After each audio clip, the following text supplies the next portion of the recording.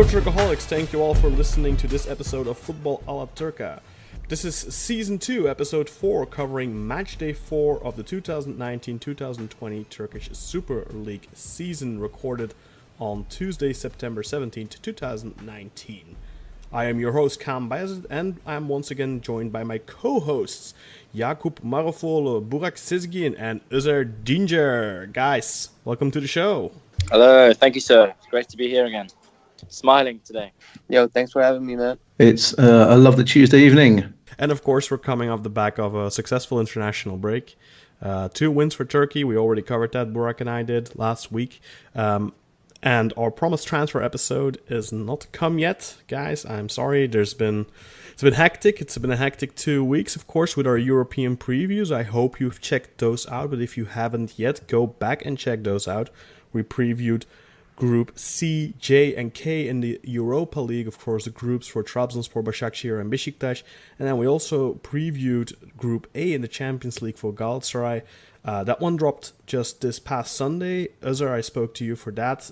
You went back and listened to it, and you're psyched, I bet, because, of course, we are just about to kick off the real European football. The group stages in both the Champions and Europa League are about to kick off, and tomorrow your Galatasaray is in action away at Club Brugge. Our co-host Umut Naderi, who has just moved to the UK, will be in attendance for that match. He's traveling to Belgium tomorrow, and he's going to sit in that cold away section up top high in het Jan Breidel Stadion for the Brugge Galatasaray match. And of course, Trabzonspor are playing, I believe, away at Getafe, Basaksehir away at AS Roma, and Besiktas away at Slovan Bratislava. So if I'm not mistaken, all 4 the Turkish clubs in Europe are away this week. Someone fact check me on that. But Özer, I know for a fact you're psyched for the Champions League to begin. Oh, man. Totally. This is actually the best time for me in the Champions League. It's the night before match day 1. Everyone is on a blank sheet. Anything can happen. And I'm just kind of fantasizing about all the different scenarios. Falcao popping up in the 9th minute scoring, or Ryan Babel shooting a long distance goal in the 92nd to clinch it and bring the 3 points home. Anything can happen. All the scenarios are open, and I am absolutely psyched. I'm working from home tomorrow, so I'm going to put my feet up, crack open a beer at lunchtime, get my Turkish takeaway in, put my feet up, sit back, and hopefully watch some exciting football. However, as we all know, it never works out that way, and you actually end up like running up and down, screaming, shouting at the TV like a madman. So It's not going to be very relaxing at all. And shout out to Umut, who's actually going to be at the game, because he's going to be having a whale of a time as well, I'm sure. Yeah, and he was so nice as to offer me a ticket to go, but I did not want to take a ticket away from any Galatasaray fans who wanted to attend, of course. Yakup, if only I was still in Europe, I would have bitten your hand off for that. Yakup, how excited are you for Trabzonspor's return to the Europa League group stages? Very, very excited. We might play some subpar football in the Turkish league, but whenever we play in Europe, we seem to do pretty good. So I really can't wait. And unfortunately, we have a couple of really devastating injuries, but I'm just psyched because European football is always just a little bit more fun. So let's hope we do well. Yeah, and Besiktas away at Slovan Bratislava. I'm just hoping for them to reboot their season a little bit, because it's necessary after the poor start in the league. Hopefully a win away at Bratislava and not another disillusion for Besiktas. But yeah, let's get into a little bit news before we get into the Super League outright. One of the big talking points that will be, or one of the big news items, so to speak. I'm just scrolling down because I'm looking. This is something I had planned for the transfer episode, but it's mainly just the injury blow at Trabzonspor. 3 players out. Yusuf Sarri out for 5 to 6 months, if I'm not mistaken, with a meniscus injury. Abdulkadir Ömür out for 5 to 6 months with a meniscus injury. I believe they both have a meniscus injury. And then Ekuban is out for, I believe, 6 or so weeks. So, yeah, 2 key players for Trabzonspor. One young up-and-coming player they just transferred from Olympique Marseille, who was doing a decent job in my opinion. I know, Yakup, you weren't too impressed yet, but he had already had an impact. So 3 players potentially for the first team that you'll be missing for quite some time. Yeah, I think the most gutted about Abdülkadir and then Ekuban. I didn't like Yusuf Sarı, to be honest, and he's actually out for 6 weeks, not 6 months. Ekuban is gone for 2 months, I think, and Ivanildo just got injured, and he's probably gone for like 2 weeks. Yeah, it's just our luck, you know. We have a lot of spare players, but I don't think a lot of them might have the capabilities to fill the void. But we can only hope, you know, because just a typical Turkish fashion, just hope and pray. Well, geçmiş olsun to Abdülkadir Ömer, Yusuf Sarı, and Ekuban, Kalep Ekuban, and hope they get well soon. But let's get into Turkish Super League football, because of course after the international break we returned on Friday with the reigning defending Turkish Super League champions. I love saying that, you know, channeling my inner Paul Heyman. Galatasaray hosted Kasimpasa at home, of course, and they beat them 1-0 with a goal from the debuting Radamel Falcao in the 38th minute. That's pretty much all that she wrote in terms of highlights, or at least statistical highlights. Let's get into it straight away. Özer, your take on the match? Yeah, I mean, we're the reigning champions, as you say, and I thought this game would be raining goals, to be honest with you. And I saw a lot of people on Twitter before the game last Friday saying this was going to be a 3-0, 4-0. Home, we've got the home support, we've got Falcao's debut and everything, and it didn't quite amount to that. Obviously with the 1-0 result, but we did play some decent football towards the end of the first half and the beginning of the second half. Put together some neat tricks, some nice passages of play. Falcao actually had a chance to make it 2 and 3 with some pretty good chances, but let's not forget that he hasn't actually played a professional game since May. So he might be a little bit rusty here and there, but, you know, as the old saying goes, form is temporary, but class is, of course, permanent. So we saw a lot of classy touches from him, especially in the first half. He attempted an overhead kick. He made some really flashy passing with Babel, with Lemina, and of course with Ömer when he came on as well. So as a debut, as all things go for Falcao, I think it was pretty much perfect. Got on the score sheet, played well, looked happy, and of course, given the nature of the day, it was the 28th anniversary of the death of Galatasaray legend Metin Oktay. He stood and gave his gesture to the fans and to the memory of Metin Oktay. So all in all, it was a perfect debut for Falcao, and I think all fans were very pleased with that. In terms of the gameplay, like I said, we played okay in the first and the beginning of the second half. Towards the end of the second, though, we really dropped off, and we didn't really put together any sort of organised attacks whatsoever. That is going to be a concern for us going forward, because it looked like the team just weren't really that fit as well, which is a concern, because these guys have just come out of the summer training camp. And you expected them to be a little bit more fit for that. However, we do have the Champions League game tomorrow night, so maybe the mental priorities had switched in some of the squad, and they were kind of focused on tomorrow evening. I want to say Lemina, I thought he made a very impressive debut. He was only on the pitch for about half an hour or so before coming off with injury, but he played some really neat football. But then again, Ömer, who replaced him, definitely deserves a lot of praise. Not only did he give the assist for Falcao, but he contributed a lot defensively, and he just gave 100%. And it's good to see that he really did everything to try and win that spot in the midfield. And I'll hold up my hands, because I was never really sure about him working in that midfield left side position, being a left back originally. But he's actually risen to the occasion and deserves full credit for that. On the other side, Levent Hoxha, who was taking over in place of the banned Terim, did not put on a great performance. I don't think his substitution of Falcao was utterly disgraceful. I never like to see that kind of substitution go on, especially in the 88th minute we're only 1-0 up. Anything can happen. We're defending a corner. If we concede, then there's nobody up the pitch who can score. And given that we have this kind of obsession and fetish for scoring late on, that would have been a huge disaster for us. So I don't think Levent Hoxha passed the test quite frankly, and we're going to struggle for the next few weeks without having Mr. Tareem on the touchline. Don't you think that was Terim's decision, though, from the stands? Usually I don't stuff know. like that gets given through. I don't know. It seemed like a bit of a cowardly substitution to me. I don't think Tareem is the kind of guy who would make that. But maybe it's more rather... was being super conservative. Maybe it's to conserve Falcao rather than, being conservative. I don't know. I mean, like you said, he hasn't played a... It was the 80... No, that's true. And I would have subscribed to that view if it was, say, a 70th minute substitution. But it was the 88th, 89th minute change, and I don't think the rationale for such a late change is to conserve a player's energy. I think it's to just go. No, but full hard not to in risk defense. an injury or something. I'm not convinced by that. I'm not convinced. Not convinced. In any case, we really fell apart after that because Falcao actually, despite being a top class striker, he actually comes from deep to win the ball back and actually made a lot of defensive contributions as well in the second half.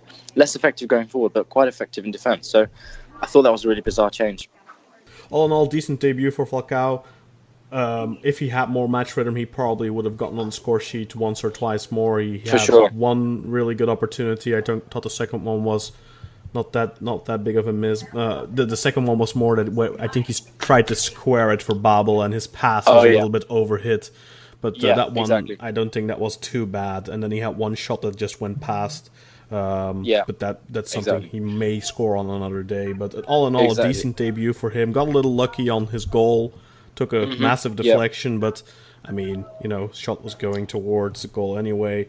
But I think I said this on Twitter. This is the type of match I would have seen. I think Galatasaray would have won this 4-5-6-0 last season. I really thought Kasimpasa were very poor going forward, mainly. Their passing game was okay up until the final third or so. And again, if this was a different team, I think you faced... that late equalizer could have definitely been in the cards, but they just looked so absolutely impotent up front. I agree with you, and kind of goes back to my first comment about how I was expecting it to rain goals, because like you are, this time last season we would have thrashed these guys 3 or 4-0 just when we're in the flow of these home fixtures, we're kind of unstoppable. But I think maybe part of it is because we've got a lot of new players playing together for the first time, plus we've got the whole European thing that's creeping up. So it's good that we got the 3 points on the Friday, and then we can kind of put our feet up and relax before the Champions League. But I think maybe the Champions League was in the back of everybody's minds. Maybe that's why we didn't put on the top show on Friday. Yeah, I thought the most important thing was for Galatasaray that they got the 3 points. They did create a lot of goal scoring opportunities. I think they had, as I mentioned, a couple for Falcao, the Ryan Babel rocket that just went over the Kasimpasa bar. The Kasimpasa had a goal disallowed for offside, which is a correct call, and it was all just a little bit uninspiring at times. But like you said, you've got to play and get the 3 points when you're not playing at your best, which is what Galatasaray managed to do. You can talk about the deflected goal that Falcao scored, but it's a perfect home debut in front of an adoring crowd. So, the defense still is a little bit shaky, and we'll get to see in the coming weeks how that holds up against opposition in Europe and in the Super League. So, yeah, I mean, I watched the game live on beIN Sports. Spain, I think they had a crazy overhead view for the game as well, so it's like playing with a bird. That was a real nightmare watching at the beginning. Yeah, it was really annoying. They did eventually switch it though to the view they were accustomed to, good old telly broadcast view, and I just mean it was I think an underwhelming home performance, but the main thing is to get the 3 points and get back on track. And get Resultante importante, as Tareem says. Indeed, and get the confidence up within the camp before the trip to Bruges tomorrow. So, maybe this could be the result that kickstarts the season a little bit for Galatasaray, I think. Yakup, anything to add? Not really. I think the game was pretty much Falcao's debut game because every eye was pointed at him. I didn't expect him to get on the score sheet right away because Galatasaray has a lot of new players and they don't seem to gel very well together at the moment. But I liked the way he played, even though he hasn't played in like 4 months. He was always looking, He for the played goal. almost every friendly until he got injured for Monaco. So Okay. it wasn't. Well, he was really good. He was always in the attacking position. He always tried to go for the goal. He looked like a 24-year-old instead of how old he is. So I'm thinking that he's going to do a lot of damage, especially in the Champions League for Galatasaray. Yeah, good game. Could have ended way higher, but as I said, the team hasn't gelled that well with each other, to be honest. Yeah, let's move over to Saturday when with the early game Basaksehir against Sivasspor, which ended in 1-1. Goals here coming from Mustafa Yatabare in the 39th minute, putting Sivasspor 1-0 up, and then the equalizer from Edin Visca in the 56th minute, pulling things level, and it remained at that for full time. Mustafa Yatabare was another beauty. It was Sunday shot, as we call it in Belgium. Very nice goal. And Visca's goal was pretty nice too. Gonna throw to you first, Yakup. Your notes on the game. Well, I don't really like the way Basaksehir is playing this year. I don't know if it is because of a coaching change. I don't know if it's because Emre is gone, but they don't seem to have the same confidence that they had last year. Yatabare, an old player of ours, he was awful when he was playing with us, but he seems to do pretty well on different teams. Had a wonderful goal, as you said. The goal with Wisha, I think that one should have gone in first. That was like some players either didn't get the ball or just rebounded off it, and it fell in front of him. So they should have finished it. The first chance they got, but at the end of the day, a goal is a goal. So it doesn't matter really when it goes in or how it goes in. And I think that maybe Sivasspor deserved a little bit more, but it's football, so you can't do a lot about it. What do you think, Burak? Did Sivasspor deserve more, or was Basaksehir hard done here with the draw? I think I agree with Yakup. I think Sivas looked a little bit more dangerous when they came forward. They obviously the Yatabara goal was great. He played a 1-2 with the. I can't remember who gave him the assist, but he headed it to him and got it back. But he also he wasted a great chance to make it 2-1 as well towards the end of the game, where he obviously gave the keeper the eye, sent him the wrong way, but put it just a few inches just wide of the post. The Basaksehir goal, like I said, it was a bit of a ping pong in the area, and then Junior, I don't think he actually meant that pass for Visca. He just ended up just squaring it across the ball, but just luckily it popped up to Edin Visca, and he gets on score sheet again. And like I said, I think I've said it before, I don't think Basaksehir will be anywhere near the top 4, top 5 this season. I think the departure of Emre has hurt them with regards to being able to do some build-up play in midfield. But the striker, was it the Italian chap that scored against Enzo us? Crivelli. Clearly, he still looks, decent, a few decent touches, but just like failed with his end product on this game. So I think Basaksehir were lucky to come with a point from this one. What do you think, Özer? Was that pass intended from, I think it was Kaysera? Yeah, I must have rewound that clip about 4 or 5 times to try and figure it out myself. I'm still not sure. I would say that he was actually going for a shot, and he just ended up being a perfect assist because he runs up to the ball with such ferocity and he hits it so hard. Doesn't really look to the left side of the pitch where Edin Visca is free.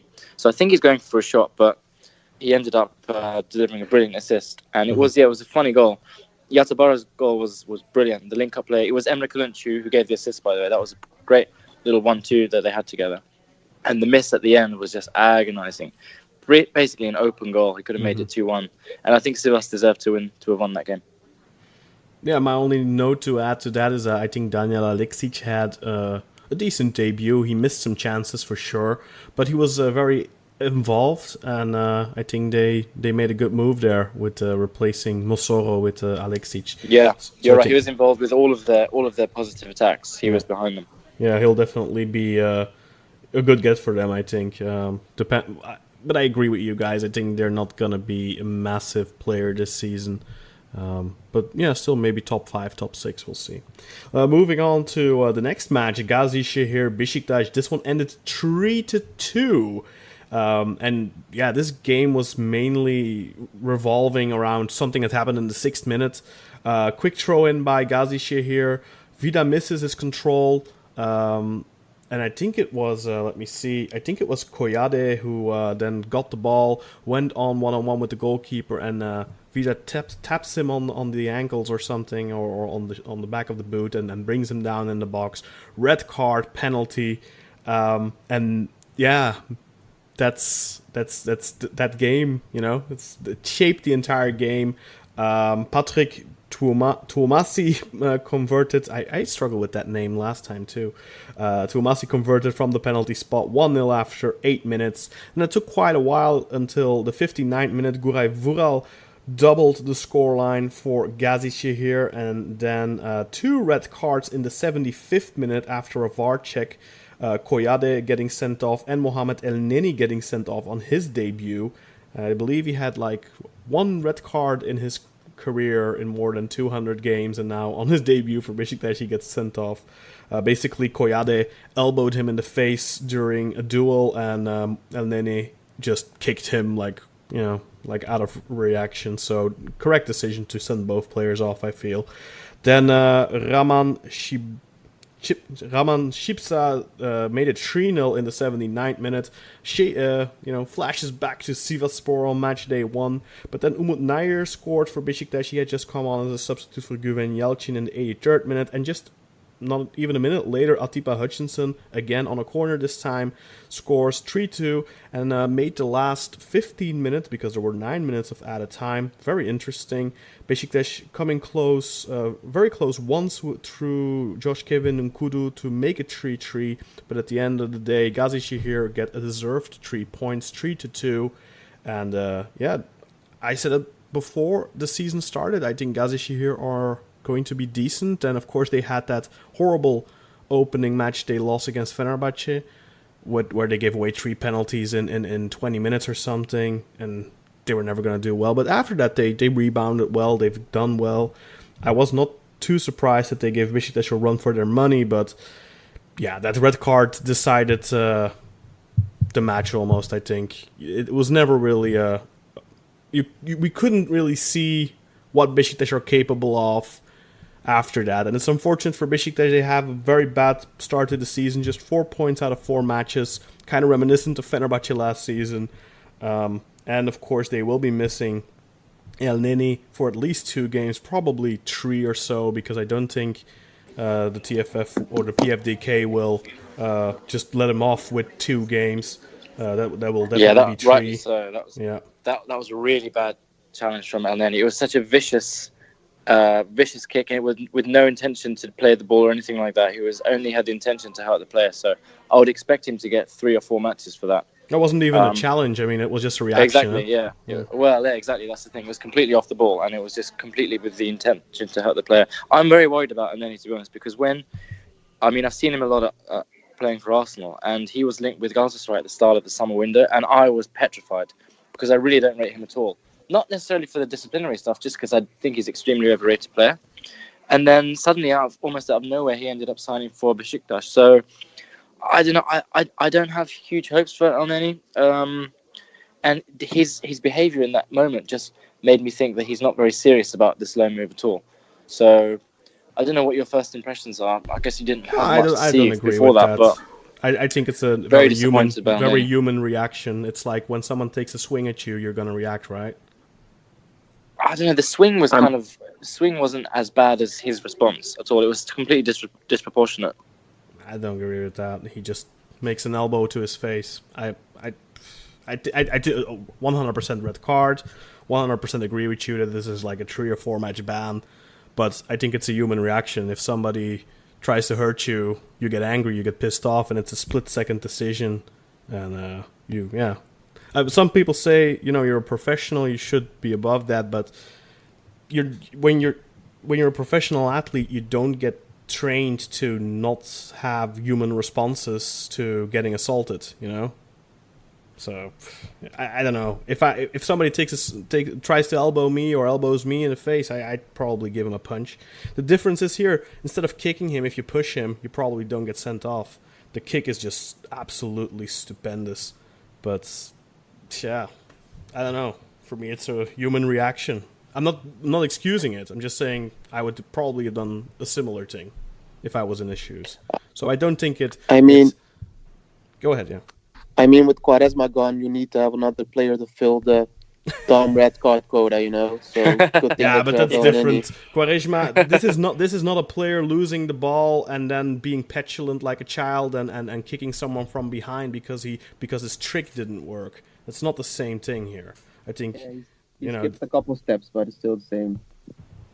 And generally, I thought the game was a kind of the mirror image of that Bayern Munich match from a few years ago. Vida gets sent off early on, and then Besiktas are kind of on the back foot for the rest of the match and looking like it's going to run away from them. So I agree that it wasn't kind of a test for Besiktas' abilities at all, but the red card kind of set the tone.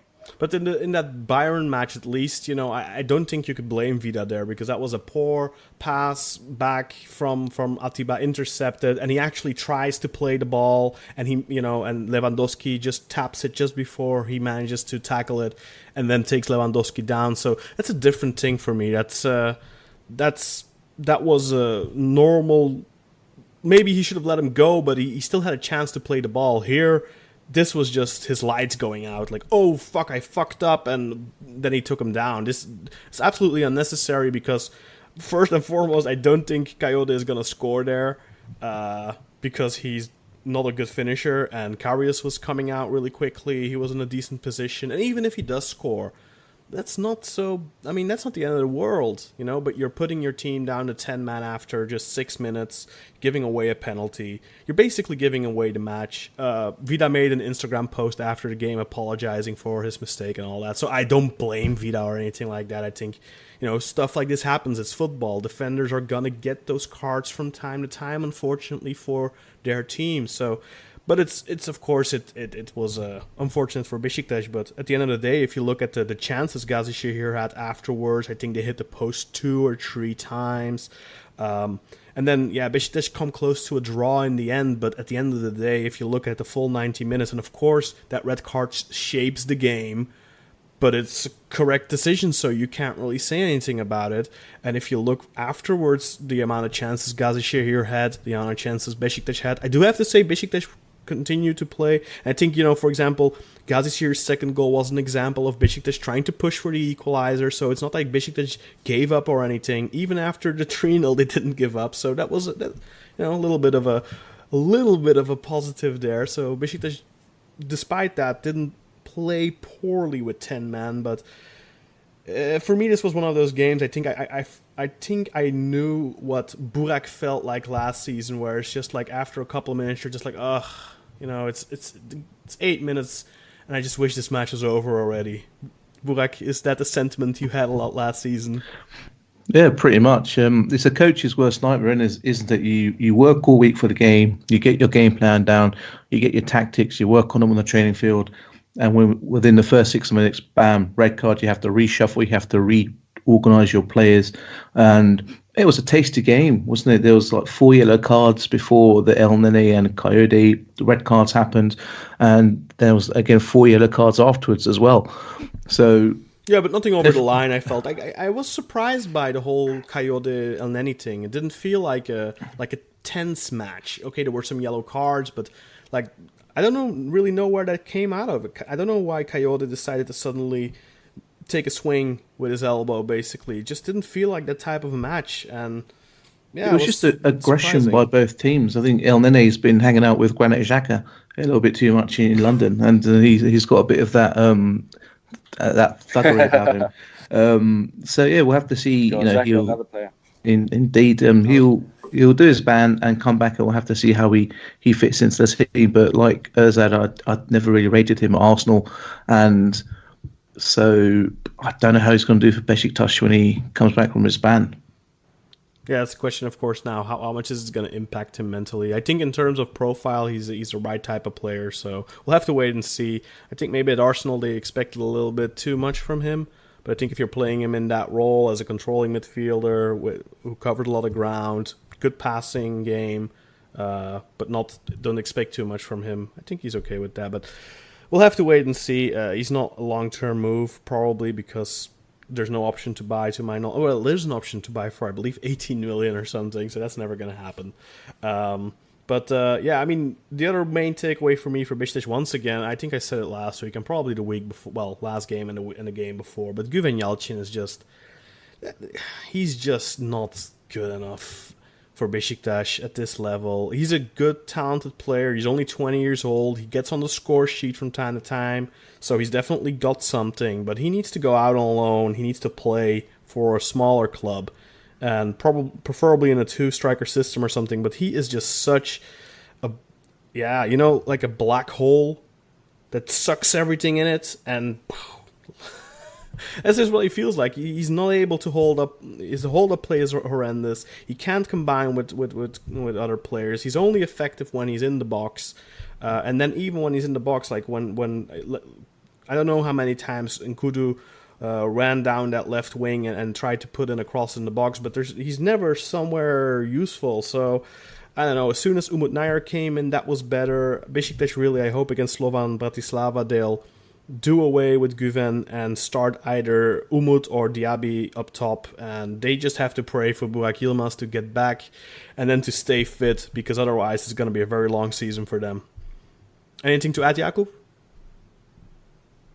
No, not that much. There's one thing that I didn't get: the red card that El Neni got. Why did the Gazisehir player get a red? Because he elbowed him before. Oh, okay. I didn't see that part. Yeah, that's why he kicked him.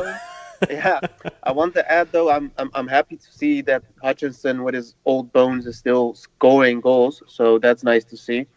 And you were talking about Güven Yalçın, so I agree with you. I think that Besiktas is really missing Burak. Burak is always a player that he pretty much all game he only needs 2 chances to be really, really dangerous, and that is what Besiktas missed this game. I think it's a little bit bad for Güven because he's a striker, and when you're a young, promising player, as a striker you don't really have the patience that a player that plays on a different position has. So it's kind of bad for him, but it just comes with the territory. So I hope he will get better.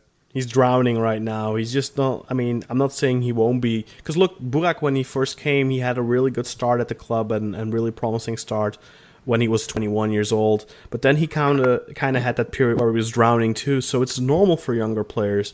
But I don't think Abdullah Avci is doing him any service by keep on insisting on playing him, because he's weighing down the team. And he's costing the team points indirectly by simply not contributing enough. It's not just Burak's ability to score, it's also just his presence up top, and that's the main issue, that Güven doesn't have any presence. He doesn't weigh on the opposition's defense, and he doesn't give the wingers an option in the box. So, for example, Besiktas fans are already starting to judge Tyler Boyd and Kudu.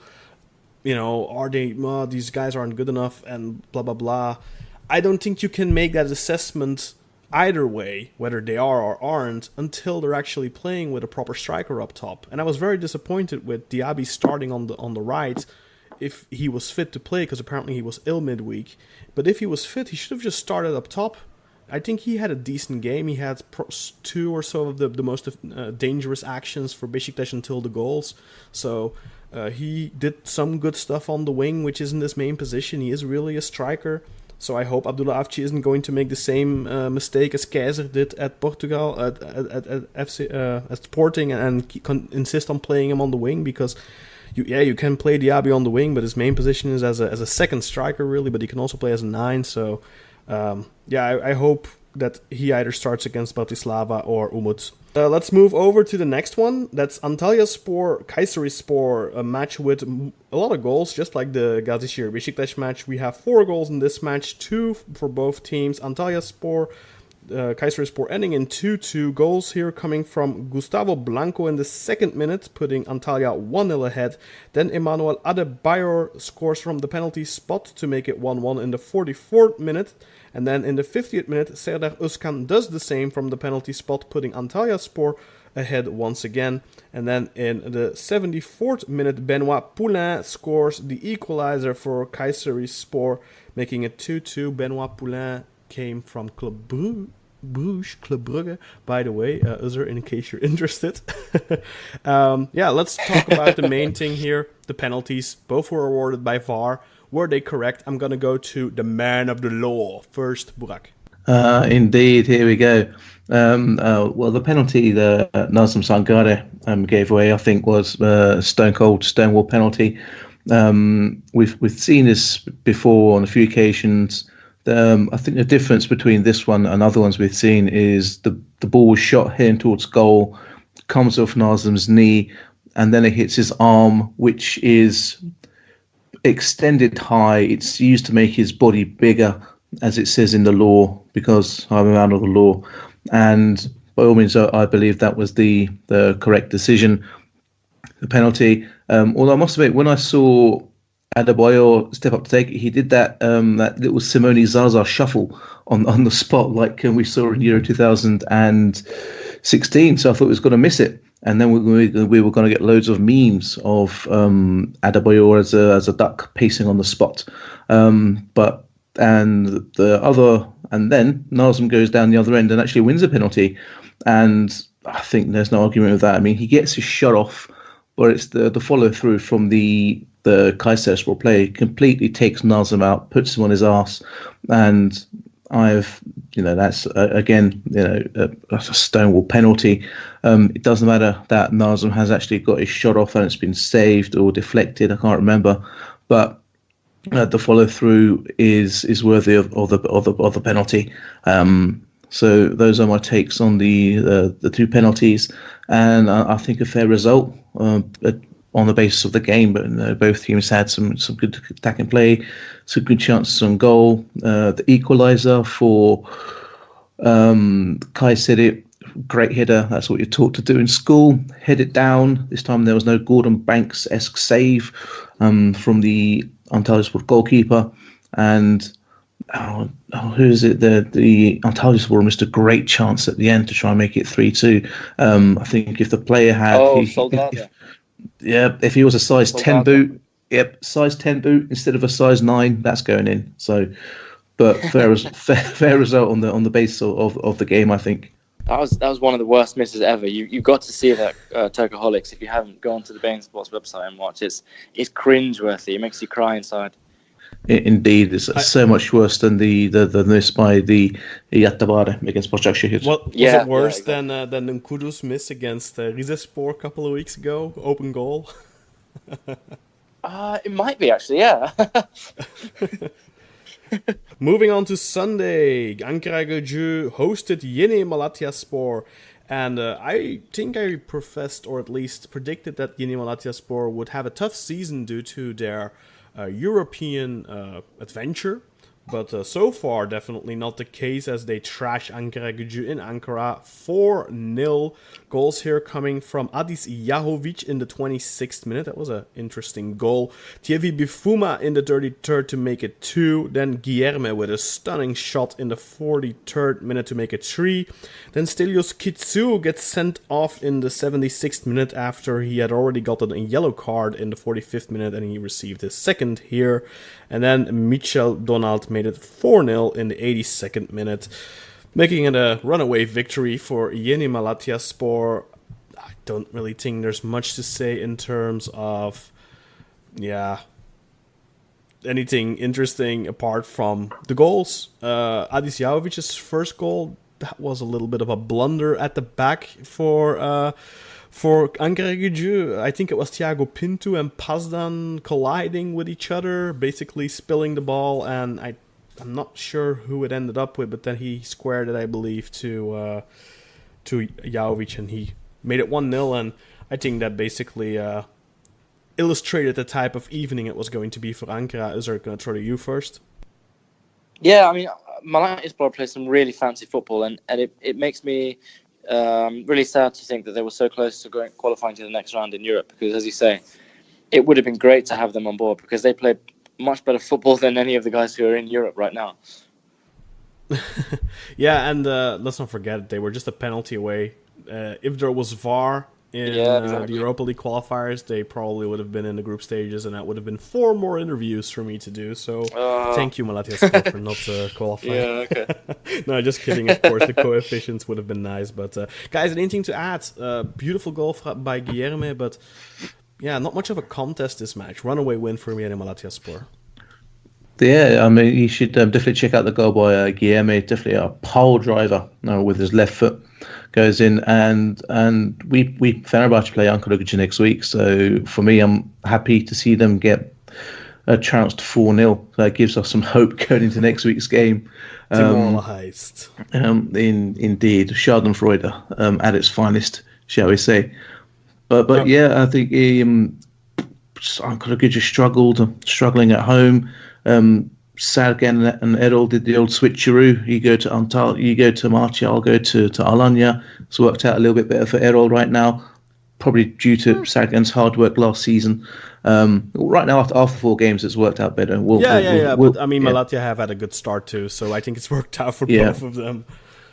Yeah, and I think and going down to 10 men for Ankara just was the final nail in the coffin. If the final nail wasn't there already. Yeah, and one of their most important players, and being without Kitsiu next week against Fenerbahçe in Kadıköy doesn't mute yourself, man. Oh, sorry, I thought I was on mute. I forgot to. Sorry, I'm enjoying a shisha. Giving me a lot of editing work. I want to go to bed. Keep it in. Timestamp it. 42 minutes. Whatever. Keep it in. Yeah, I'm keeping it in. Fuck it. Anyway, without Kitsiu next week in Kadıköy, that's going to be painful for them. And it's interesting how Burak is looking towards it. It's like, oh yeah, that's good.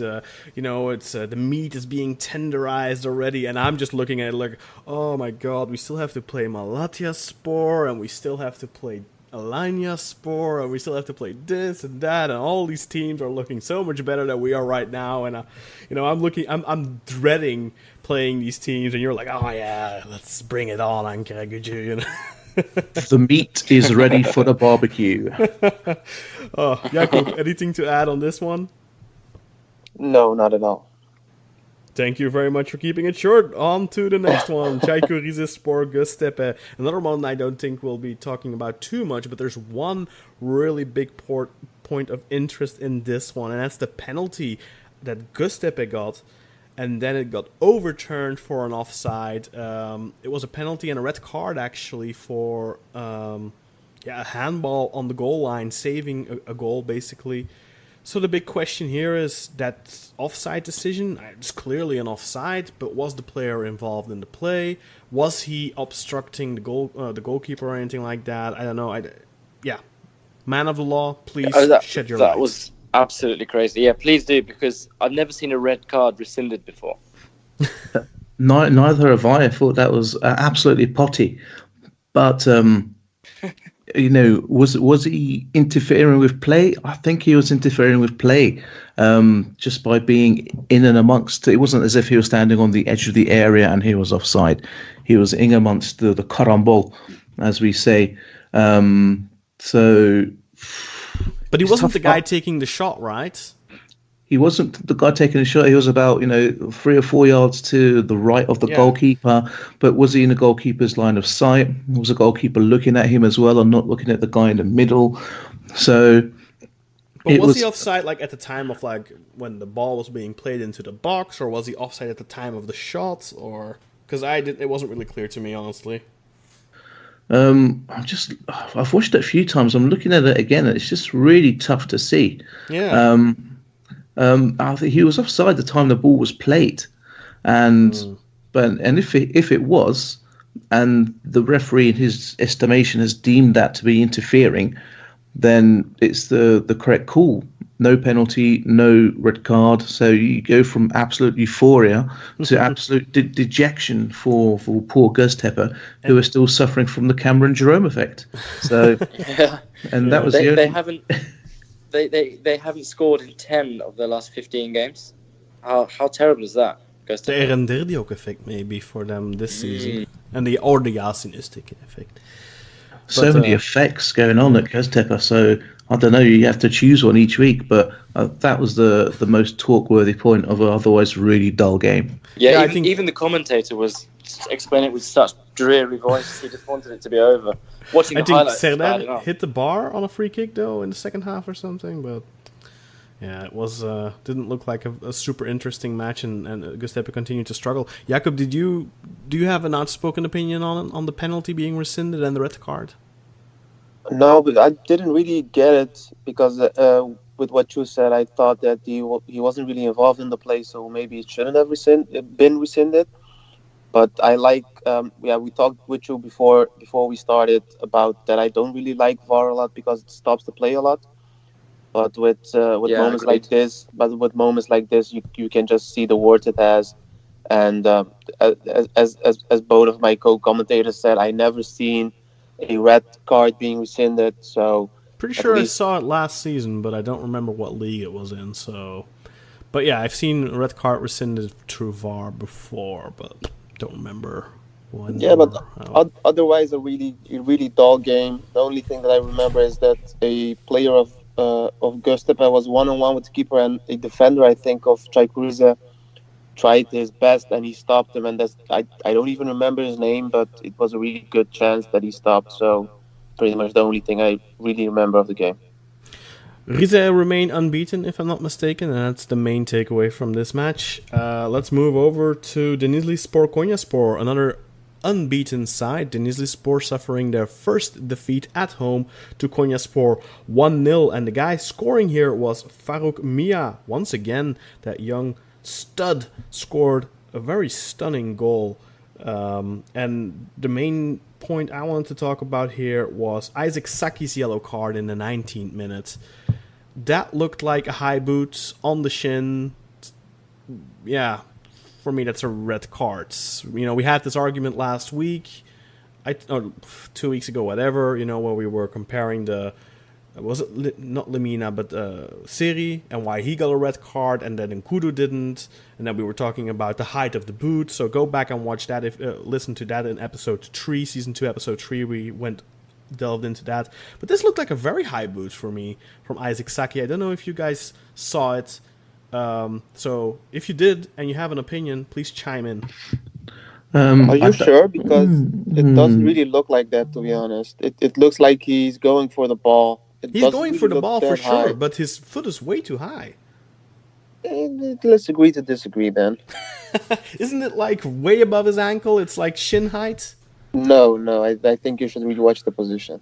Yeah, it's on the edge of his boot. His foot, he comes in with a high boot, but by the time he makes a contact, it was actually on the edge of the Konyaspor player's boot. So it wasn't anywhere near his ankle or his shin. So for me, that's a correct decision. He's his eyes firmly on the ball as he's going in for the challenge. The Konyaspor player is just a little bit too quick. He gets his foot out, toe pokes the ball away, burun vuruyor, as Recep İvedik would say, and he just catches him on the edge of the boot. So for me, that's a yellow card. I think a red would have been very harsh for that. Yeah, I agree with Burak. Unfortunately, my BN Sports app is unresponsive, and I'm not able to watch it back right now. I don't know why it's not allowing me to tap anything. So yeah, whatever. And the goal by Mia. I don't know, how old is this guy? Because I saw on one website he's 19, and I saw somewhere else he's 21. So I don't know how old he is, but he's still young. And he scored the winner for Konyaspor, I think like on match day 2 or something. And now he scores. This was a very nice goal. Guys, this kid could be a very exciting young prospect in our league, no? I just checked, and he's 21. I really like this goal. It reminded me of a young Brian Babel with his hip shot. So good goal, really good goal. Yeah, great technique to swivel on a sixpence as we would say in England, and he just like puts it into the far corner. A great technique. Let's see him keep it up. So I'm sure Aykut Hoca is quite happy to have someone like him in the team. Let's see him do it on a regular basis. But by all means, great start, explosive start to the season by young Faruk. Definitely. And is there anything to add, or shall we move over to Trabzon's game? No, I'm happy to move into Trabzon. Okay, and then the main event of Sunday evening was Trabzonspor against Gençlerbirligi, the bottom team of the table. We're still on 0 points, but they got off the mark now, and they got 1 point out of this match after a 2-2 draw at the Akyazi Stadium, following Filip Novak opening the scoring in the 17th minute, Bogdan Stanko equalizing in the 44th, then Alexander Surlov finally, to put it in words of Yakup, converts a spot kick for Trabzonspor in the 57th minute. But then in the 84th minute, Stefan Sessegnon puts the equalizer on the scoreboard. The most controversial goal probably from this match day, in the sense that, well, one of maybe the next match may have a couple more. But yeah, an apparent fall in the build-up to the goal. Fall, no fall, that's the big discussion. But Yakup, please first give your thoughts on the match and then on the equalizer for Gençlerbirligi. Was there a fall in the build-up, yes or no? So starting the game, I really like the squad. Karaman had a good choice with putting Sturridge on the bench and not starting him immediately. Unfortunately, our midfield wasn't that good. Sosa didn't have a lot of good passes in the second half. He misplaced a lot. Abdülkadir Parmak was absolutely horrible. Obi Mikel did play good, so that's at least something. Novak back with his trademark goals. I really liked the tribute after the first goal with the jersey, with the players that were injured. But I have a feeling that if they keep doing this, that we won't have a jersey big enough to fit every name that is injured. So I hope that everyone returns and the players, stay injury free. The first goal was pretty much a mistake of Sosa that led to it. I like him, but sometimes he tries a fancy pass where a normal pass is just good enough. As you said, I wrote with like really big letters on my notes that we finally scored a penalty, so that happened, and I'm really excited about that. The second half, you could see that Vakayeme didn't really have stamina left, because he has been running around for 90 minutes pretty much since he came to the team, so I think he deserves some rest. There was a position that when with Mikel where he stepped on somebody's shin, so he might have gotten a red. He probably deserved the red, but I don't think he even got a yellow. Ankle, okay. I think it was ankle, yeah. But the big thing about this match, Sturridge made his debut. Didn't have really any big touches of the ball, but the couple touches that he had, he really showed that he is really, ready to start. He had one awesome pass to Sturlot that Sturlot unfortunately didn't convert, and the big talking point is obviously the second goal of Gençlerbirligi. In my opinion, it was a foul. If you look at the view, it seems that the defender or the player of Gençlerbirligi hits Sturridge on his right leg. You and I looked at the footage before we started, and you thought it was he went for the ball and it wasn't a foul. In my opinion, it was a foul. Even if you go back and rewatch it with VAR, I think it's a bit weird that he didn't go to the screen to watch it himself, especially if it's a goal that is 84th minute or something, and it's an equalizer. But other than that, I'm not happy. I'm not happy with the team. I'm not happy with Karaman still waiting way too long to take players out. His subs are really awful. Parmak shouldn't have played as long as he had. He should have been substituted at the end of the first half. But otherwise, I'm hopeful for the game against Getafe, and let's hope that the team just keeps injury free. Yeah, the big talking point, like I said, that fall or no fall in the build-up for the equalizer. Burak, man of the law, what was your take on it? I thought it was a foul on Sturridge. Who is the player? The Gençlerbirligi player. It's quite obvious he comes in from behind, hits his leg. Sturridge goes down. It should have been a foul, and I think Trabzon were very unlucky not to get that called. The Mikel position, that could have been a red. It was, looked quite a nasty stamp. But also, I think it's Baiano from Gençlerbirligi also lashed out. Not as bad as the El Nene position. Right, yeah, that's a good point. It's more like a shin kick, the type you'd see from Justin Gagey in the UFC against Donald Cerrone. Mm-hmm. But but the ball was out of play, that was outside of the pitch, that's a red card. Yeah, so again, you could have had a couple more red cards in this game. I don't think that even went to VAR. I don't know if the Baiano even got booked for that. Didn't even get a card. Nothing else. I don't think the Mikel one. I don't think Mikel got a yellow either, and he got sent off a few weeks ago for the same kind of thing. So he needs to be very careful. Did he get sent off? It's going to create a habit. Did he? Or maybe he didn't get sent off. But I remember we discussed it. I don't think Mikel got sent off. I'm pretty sure he didn't. Maybe he didn't, and he did something similarly reckless. And aren't you thinking of Nkudu? Because it was very similar here, I think. No, I think Mikel did something pretty reckless in week 2, maybe it was, and we talked about it on the show as well.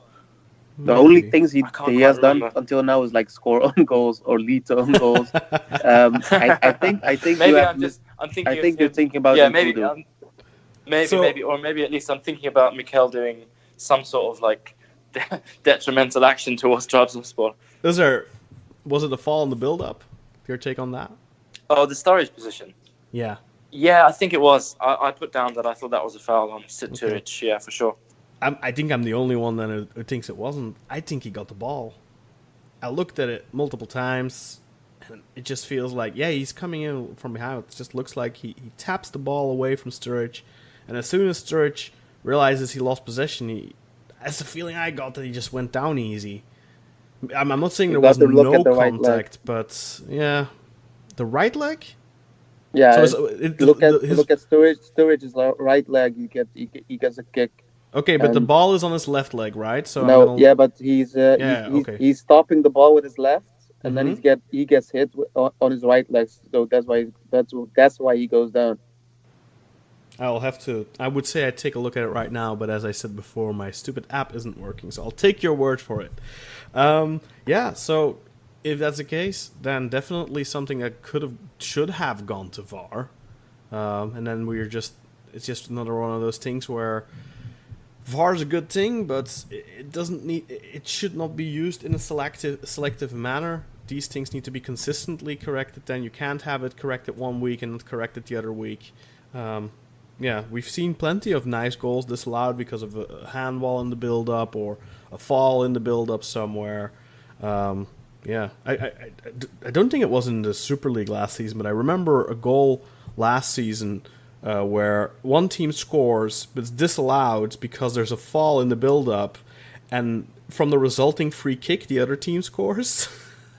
I don't remember what match that was, but that was last season. So VAR sometimes definitely, I think they still have to tweak it a little bit.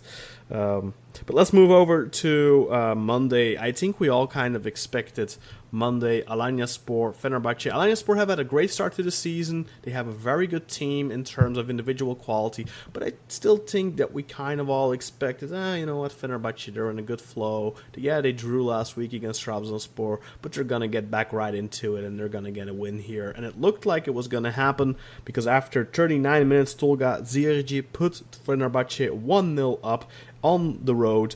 But then, just a couple of minutes later, in the second minute of added time of the first half, Papi Cissé makes it 1-1. Then, as soon as we come out of the dressing room, basically, in the 46th minute, once again, Papi Cissé making it 2-1. And then in the 62nd minute, Junior Fernandez putting the cherry on top, making it 3-1. And I think, honestly, it could have been more.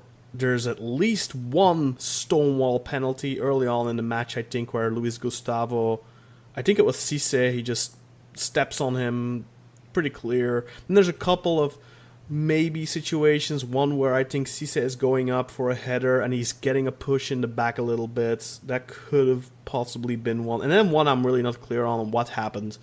But people saying that was a penalty. But to me, I don't really see the big deal there. But Burak, let's get your take on the match first, please. Well, if after the international break I said I felt like a dog with two dicks, but after this match I felt like a dog that had just come back from the vets, having had its bollocks chopped off, and being left in a hot car on the streets of Alanya, sweating and just disappointed and just sad. I think that the first half was okay. You could see we were missing Emre. I don't know what we're going to do when he comes back if we play Gustavo, Emre and Kruse with three left-footed players in that midfield area. But a good goal that we had. That was a lovely assist by Mad Max. That's his fourth assist this season. So he's having an impact. He might not be putting in stellar performances every single game for 90 minutes, but you can see the impact he's having on the team just by the number of assists he's got. And then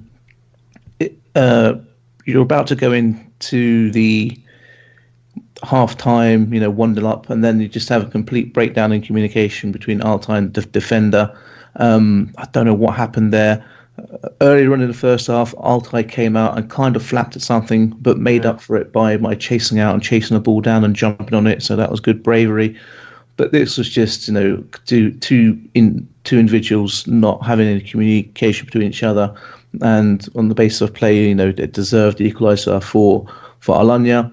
And then as soon as you come out of the second half, Gelson, what are you thinking?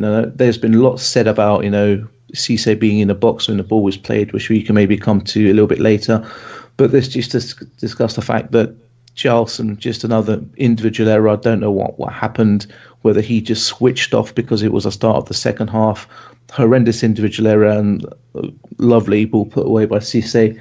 And the third Alanya goal, individual error again by Ozan. I don't understand. He's played 2 games for the national team in midfield, albeit played well, scored one, and played well in the other game where I think he stayed on for the majority of the match.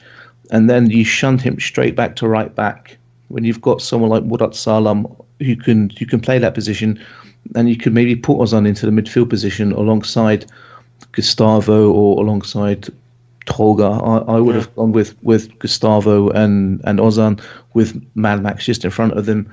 But 3 individual errors, and Alanya could have had a fourth. They hit the bar towards the end of the first half.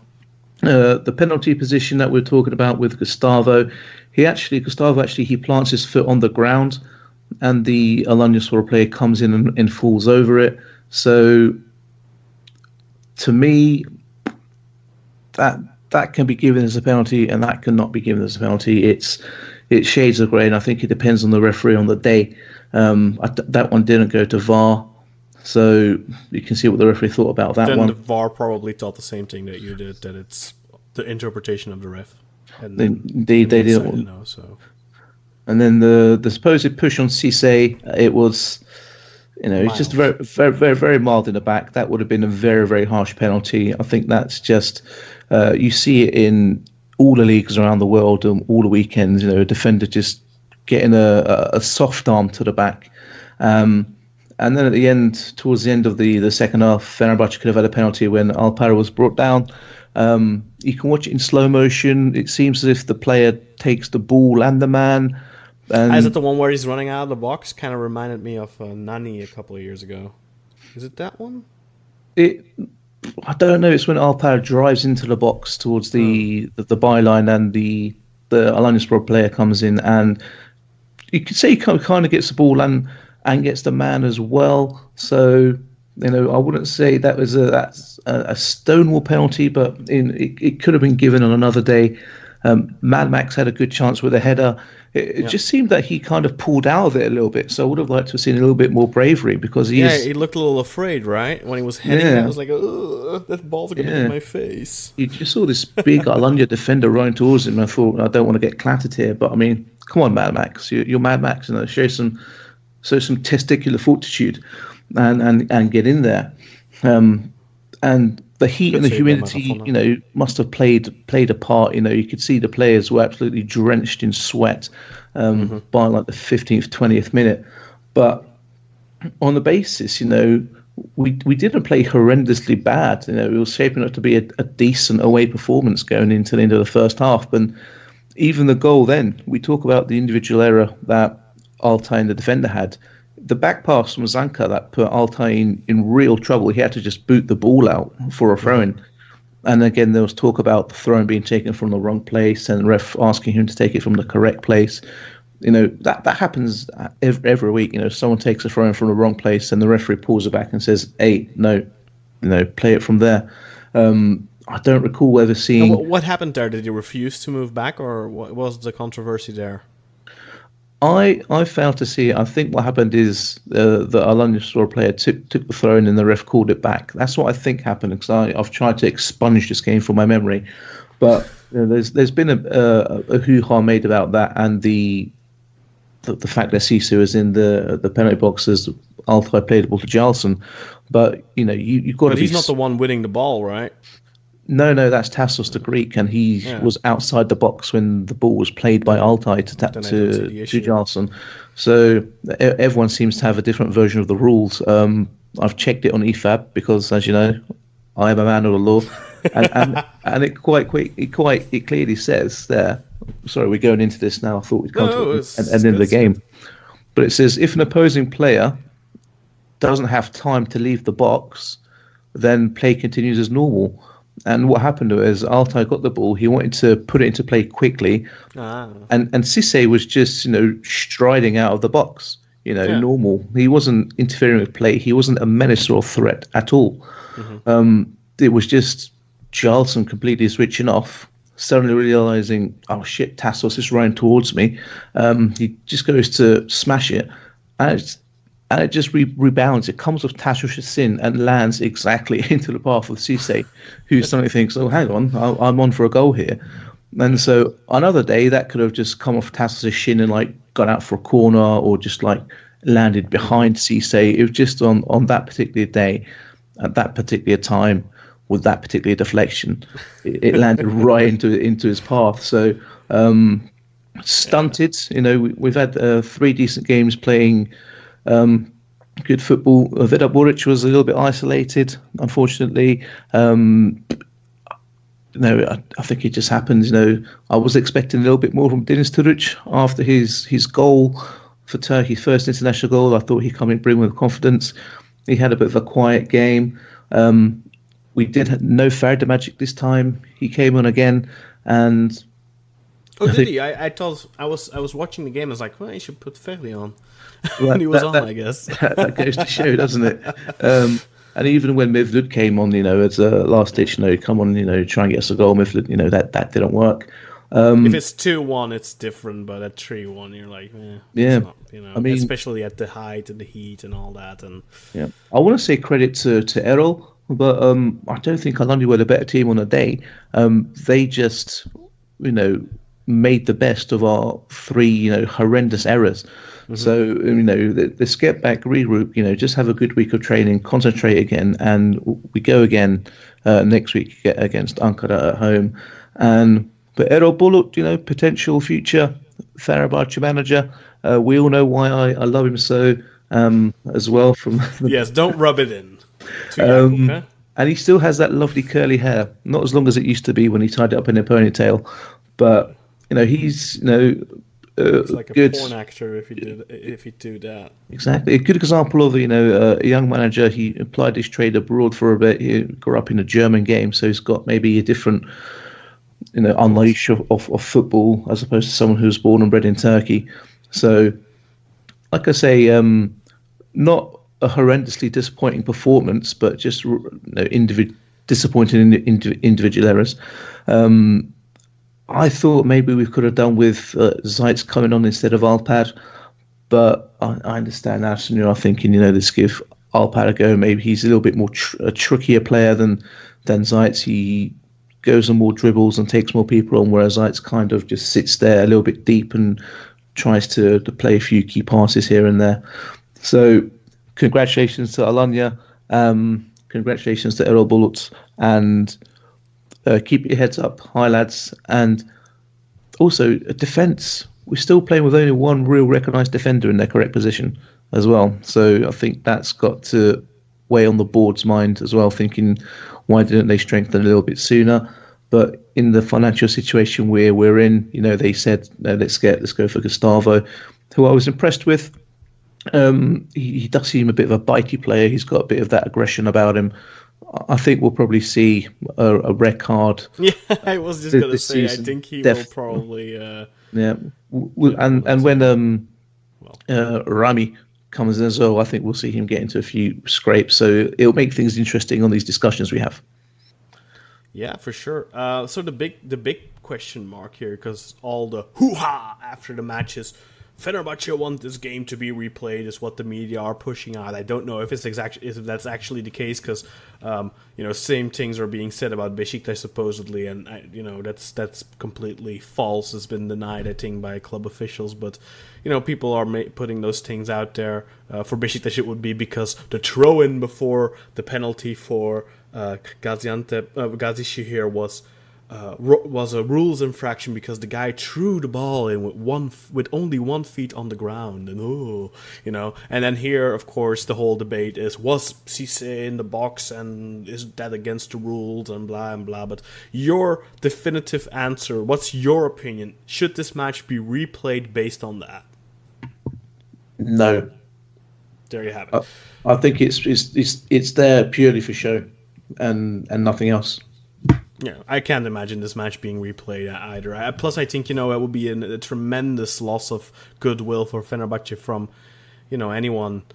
Obviously, you don't need the neutrals' perspective, I guess, but I think you don't want, the entire country, except for your own fan base, to turn against you this early in the season, like we kind of probably had with Galatasaray after the Rizespor match last season, where I think everyone was like, wait a second, but it was too late then to stop their momentum. But I think if something like that happens early on in the season, that could have a negative impact. So I think it would actually probably be more detrimental for Fenerbahçe than anything. Plus, they'd still have to win it. What if they don't win it after that? That would be a massive motivational blow too, I think. So I think it's best just to move on. Move on. It's the theatre that we love called the Turkish Super League. Yeah. Yakup, you've been very quiet.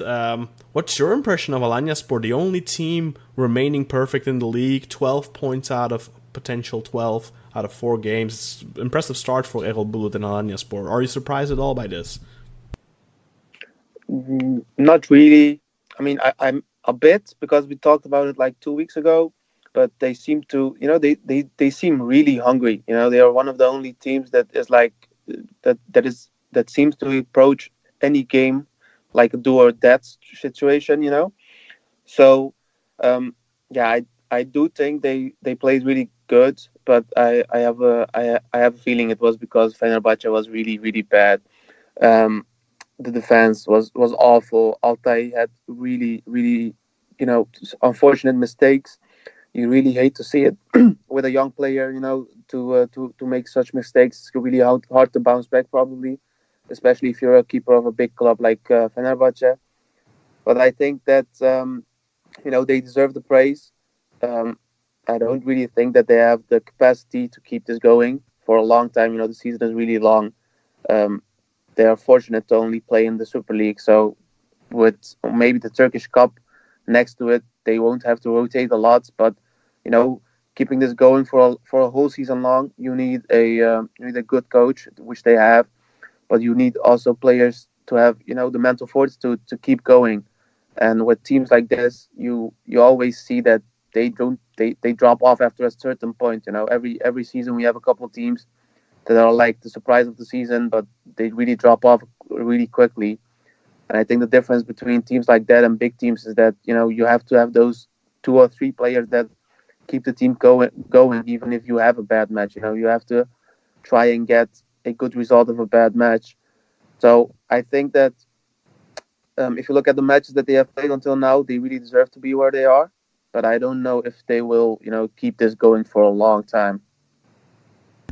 Yeah, and Alanyaspor have been an interesting team ever since joining the Super League. They kind of low-key, initially when they came up, we had the big Bomba, Samuel Eto'o at the big brothers, Antalyaspor. But it was Alanyaspor who came in with the more low-key signing of Wagner Love, and who then became Super League top scorer in the 17-18 season, I think. And he subsequently, of course, got a move to Besiktas out of it. And now it's Papi Cisse. Last season he scored, I believe, 16 or so goals, was really effective for them. Again, now this season he's already on like 5 or something. Junior Fernandez, an impressive player, of course. He's been there for 3 seasons, but he had a little bit of an injury last season, missed some games, but he's been an impressive player for them. And they just all around have a very fun team. And they may be a contender for top 5 this season for the European spots. I definitely think they will, actually, because if we look right now at the teams you would probably put in the top 5 before the season, which would be obviously Fenerbahçe, Galatasaray, Besiktas, Trabzonspor, and Basaksehir, I think. Besiktas are going really poorly right now. Basaksehir are going really poorly right now.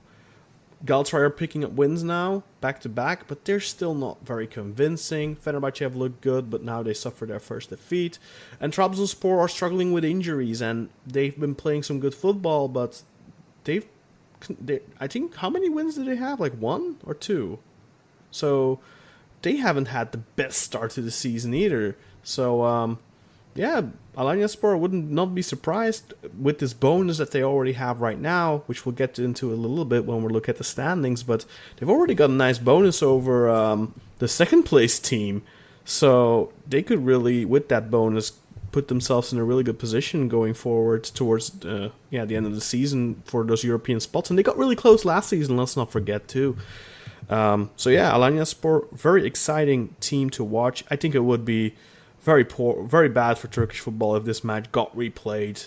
Honestly, I don't think it ever would be, because, like Burak said, he wasn't really involved in the play initially, and then he just got a lucky ricochet to him. And at that point, I think, if it would have gone directly to him, that's a different story. But it didn't happen, so I think, there's not a real clear rules infraction here. So, what I have seen from some people is, last week you were saying you spoke to a Dutch referee, and the referees get a separate list of interpretations as well. Yeah, I've seen some kind of document floating around online on various Twitter posts. The documents that are given to Turkish referees, which says if a player is in the box, then the goal kick should be retaken, which is in direct contradiction to the EFAB rules, which, if we go purely on the basis of the... Maybe it's old. Exactly, so there's no source for that. So that's just something I've seen. But if we go purely on the basis of the EFAB rules, then it's a clean goal and should stand. And EFAB don't offer any official translations of their rules into Turkish. So I think they only do Spanish, French, Italian, and German, or the main languages for the main what they consider to be the main European leagues. So there's no official Turkish translation, and if they did, I don't know who would actually be the person to translate it and get it signed off to make sure it's impartial, etc., etc. So I'm sure that happens. The referees are called into seminars constantly throughout the year, so I'm sure that happens. But I think the main thing as well for me, just, this has nothing to do with the rules or anything, but I think when we look at these kural hatases, reasons to replay a game, I think there's also another important part to look at there. If the other team makes that's benefiting from the kural hatase actually initiates it, then I think you have grounds for replaying. But here, really, who makes the mistake then? It's Altay, right, for kicking the ball too quickly. He could wait for. I'd say Jelson is the of main course. culprit. Yeah, Jelson is the one making the mistake in the goal. But I mean, Altay is trying to play it quick, and Cisse's not out of the box yet. It's not Cisse's fault that Altay took that goal kick really quickly. You know, exactly, because he's not got enough time to get out of the box. Yeah, which is again, it's in the rules, the EFAP rules. Yeah. So, I mean, I think it's just a little bit silly. And it's just a shame that Özer has already dropped off, because I really wanted to... You guys had a little back and forth on Twitter about this whole, this campaign for Fenerbahce on the 28 title stuff. And that's something I think is really interesting to talk about, because I've heard from other people, like Trabzonspor friend. I actually... I think I told you, Yakup, that you're the only English-speaking Trabzonspor fan I know, and that's a lie, because I actually know another one. And he actually it's a Trabzonspor fan, and he actually said literally, I think they've got a point, Fenerbahce. I think this is a super interesting discussion to have, and I think maybe in one of the upcoming international breaks we can have this, because I think it is a debate that should be had. But I'm not gonna show my colors. So maybe we can do something along the lines of, Burak preparing his statements, his argumentation, and then Özer on the other end preparing his statement and his argumentation, and I'll be the judge, and then maybe we can have the jury of some listeners, like impartial listeners coming on as a jury or something. So we've got a judge, we've got a jury. Who's the executioner? Well, maybe Yakup can be the executioner. But I don't know about that one. Being a Trabzonspor fan, talking about Fenerbahce, it's I got all the arrows pointing at me. Yeah, that's true. But if I may, I don't really think that there was a kural hatası. I do think that it is smart of Fenerbahce to go to the Turkish Football Federation, because it puts pressure on them. It's smart from the board to at least get their foot in the door. So the next time that something happens, the referee might sway into their side. And if you've seen Galatasaray already started, it's like a couple of weeks ago already. So. And they did that last season too, and I think Galatasaray had one super poor call last season, with the Konya game where Konya got a penalty in like the 89th minute or something that was never a penalty, and I think after that, like, their gaskets kind of blew and they went full force against the TFF with lots of post match comments with lots of it's a conspiracy, it's all against us and stuff like that, and at the end of the day, that kind of got rewarded, because we did see a lot of, 50-50 calls and some not 50-50 calls that were kind of crazy going their way at very crucial points towards the end of the season. So, yeah, we see Fatih Terim starting with his stuff early this season already, because I think he feels that the team isn't gelling right yet and he needs to find something to motivate them. And whether if you're a Galatasaray fan listening or whatever, whether you like it or not, it's a common tactic by coaches that they do, is they're trying to create a common enemy, so that and this has nothing to do with the fans or anything like that. They're not trying to, of course that's a byproduct, but the main goal that those coaches have when they're doing that is motivating their own players. They're like, hey guys, look, we're being targeted here. We need to rise above ourselves, and we need to beat 12 guys rather than 11 guys on the pitch every week. And it's a way of motivating your players that we've seen Turkish coaches use a lot in the past, not just Fatih Terim. He started it early. Maybe now Fenerbahce are trying to counter it a little bit with this absurd talk of this match being replayed. I don't know. Maybe Yakup has a point here. But I think it's one of the main things I don't really like about Turkish football so much. This constant putting pressure. Like, I have obviously, as you guys know, I'm a Besiktas fan. I have a lot of Besiktas friends. I have this huge WhatsApp group, which we have lots of people in it, lots of Besiktas fans, like 20 plus people or something. And I remember in the past seasons when something would happen in the Besiktas game where Besiktas got, let's say, negatively impacted by a referee decision or something. like lots of our fans would be crying for Fikret Orman needs to speak out. He needs to put pressure on the TFF. He needs to say stuff. He needs to do what Aziz Yildirim constantly does. That was still when Aziz Yildirim was at Fenerbahçe, and he was constantly doing that kind of stuff, of course.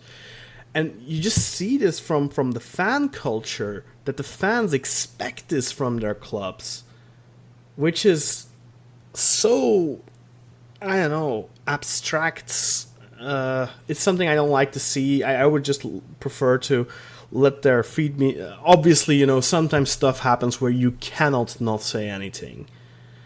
But a lot of the stuff that people are saying stuff about, where the coaches are going mad or the board members are going mad, it just seems to be like stuff like, okay, well, you're right now you're blowing a gasket over something that was clearly a right decision. So you have it constantly about, for example, a VAR decision where like, oh, how come the VAR didn't do anything, blah blah blah blah blah, when it was the right decision, and you have this constantly where I think either the coaches or whoever is involved don't know the actual rules themselves, or they know them but they just want to, like I said, motivate their own players or whatever ulterior motives they have, like putting pressure on the referees, putting pressure on the TFF. And that's also one of the main reasons why people get suspensions, by the way. Why Fatih Terim gets a suspension.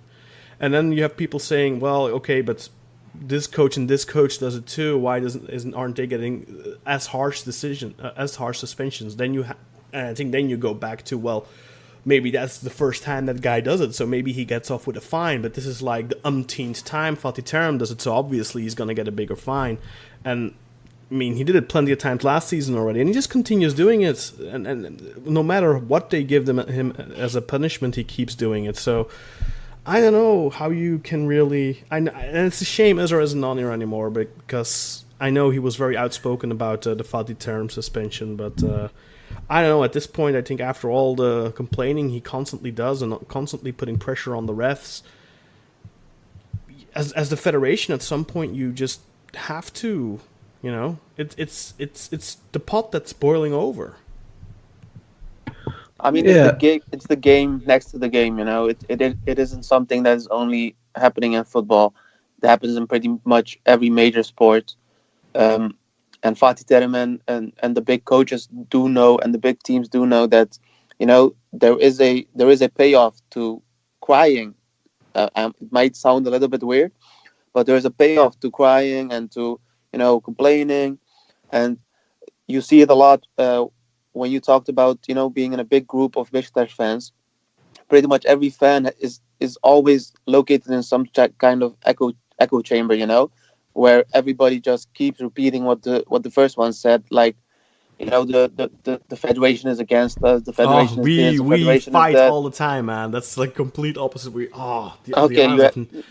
got a good group then. But it's everybody thinks that everybody is against everybody, but the truth is that Turkish officials, Turkish referees, the football federation is just filled with dumbasses that aren't supposed to be there.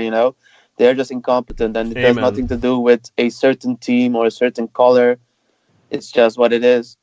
And I don't think so. I think the actual putting pressure on referees does have an impact, and I think when certain clubs do it, it has a bigger impact than another club. Look, when Galatasaray are doing that, it's gonna have a bigger impact because the media puts more focus on it. When Rizespor do it, of course. But I'm just hoping that this doesn't set a precedent. That we're going to complain about Kural hatalar every 2 weeks, every 3 weeks, or whatever. Because let's be honest, the referees are just not the best referees in the world. Shit like this happens every week. I remember it's happening to Trabzonspor like every 4 weeks or something. It is what it is. You just have to go. Just forget about it. Keep playing your game. I would prefer for the talking to be done on the pitch, and that's it. Well, I think that's going to cover it for this week. Burak, can you please take a look at the standings quickly? Yes, Alanyaspor sitting pretty at the top of the tree. 4 wins from 4, so they're top with 12. So I'll give you the top 6 teams. So we've got Alanya, Rizespor, Fenerbahçe, Denizlispor, Galatasaray, and Gazisehir, Gaziantep. The bottom three, I'll start from the bottom up. You've got Kasimpasa, who I said would struggle this season, Gençlerbirligi and Göztepe. The Friday fixture, we see Göztepe at home to Konyaspor, so a chance for Göztepe to maybe get their season kick started. That's the only game on Friday. And on the Saturday, we start with Kasimpasa at home to Antalyaspor, followed by Kayserispor against Denizlispor. The evening game is Fenerbahçe against Ankaragücü. Moving on to Sunday, the early kickoff is Rizespor at home to Gazisehir Gaziantep. Then Gençlerbirligi at home to Alanyaspor. And the evening game is Malatyaspor versus Galatasaray, which should be a good game. And then two fixtures on the Monday. You've got Sivasspor at home to Trabzonspor, and Besiktas welcome Abdullah Avcı's old team Istanbul Basaksehir in what should be a good game. So those are the fixtures we have to look forward to on matchday 5. Yeah, and I think especially that Besiktas Basaksehir match will be interesting. Two teams that missed their start, but two favorites for the top 5 for the European tickets. It's going to be a very interesting game to see. And then, of course, Galatasaray Malatyaspor. Can Malatyaspor maybe capitalize on Galatasaray playing a midweek match? So, very interesting matchday 5 coming up. But for now, for matchday 4, we've talked about everything there is to talk about, I think. I want to thank Özer, Dindjer, of course, for coming on. He's left us a little early. Yakup, I want to thank you. Burak, I want to thank you. And, of course, I want to thank you for listening to this episode of Football a la Turca. Please leave us a 5-star review on iTunes if you're on an iOS device. And most of all, please share with your friends, your family, whoever that you think might be interested in a podcast about Turkish football. Please share and go and check out our European previews for our Europa League groups if you haven't already. Definitely some interesting stuff in there, and our Champions League group, of course, for Galatasaray too. Lots of interesting, fascinating interviews that we did over the course of the international break. And of course, if you're still interested in the international break, what happened there for Turkey, go check out our previous episode. We did a bonus episode, Burak and I, about Turkey's performance over the international break. But that'll do for this week's Football a la Turca. Thank you very much for listening, and we'll see you again next week. Thank you, everyone. See you next week. Bye.